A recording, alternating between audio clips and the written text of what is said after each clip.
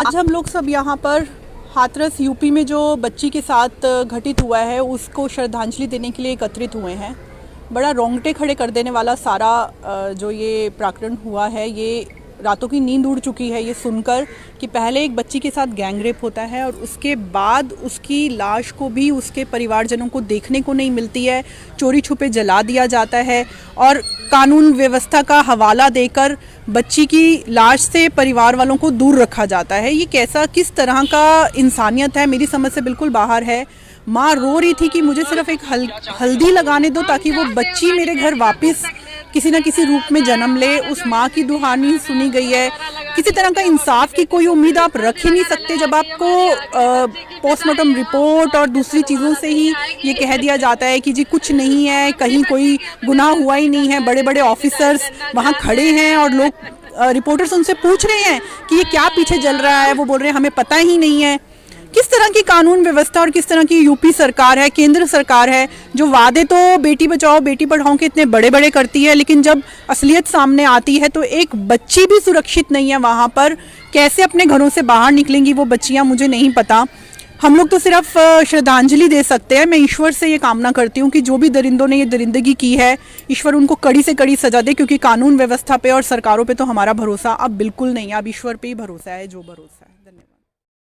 नमस्कार दोस्तों, मैं टैरो रीडर परम जस्सल और आज तक हम बात करते थे अपनी कुंडलियों और टैरो से रिलेटेड, लेकिन मेरा आज टैरो और कुंडली से बातचीत करने का बिल्कुल भी मकसद नहीं है। मैं बहुत ही ज्यादा दुखी हूँ, इतने दिल से दुखी हूँ कि अगर मुझे पीएम साहब मौका दे या मुझे सरकार मौका दे कि मैं क्या करूं, तो मैं उन रेपिस्ट के साथ या उन पुलिस वालों के साथ या उन सरकारों को गोली मार दूं कि आधी रात को उस बच्ची के साथ जिसके साथ दरिंदगी हुई, इतनी बुरी तरह से दरिंदगी हुई, उसके बावजूद उसका शरीर आधी रात को, जबकि हिंदू रीति रिवाज के साथ सूर्य ढलने के बाद किसी का भी दाह संस्कार नहीं किया जाता।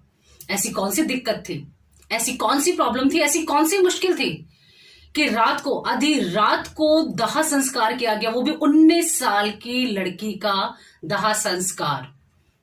कहां पे मजबूरी है कि हम लोग एक दूसरे के दर्द को नहीं समझ रहे।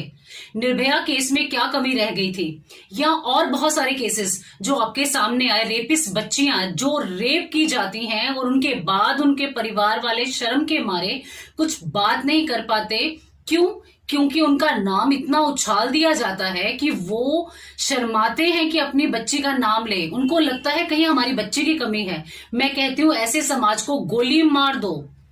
अगर आप लोग सारे मिलकर, मेरे भाई बहन बंधु सब मिलकर अगर एकजुट होकर सरकार के ऊपर या ऐसा कुछ चीज कर दे कि उन रेपिस्ट को एक बार, मैं कह रही हूं एक बार ऐसी सजा मिल जाए ताकि दूसरे रेप करने वालों को जिंदगी भर तक समझ आ जाए कि रेप होता क्या है।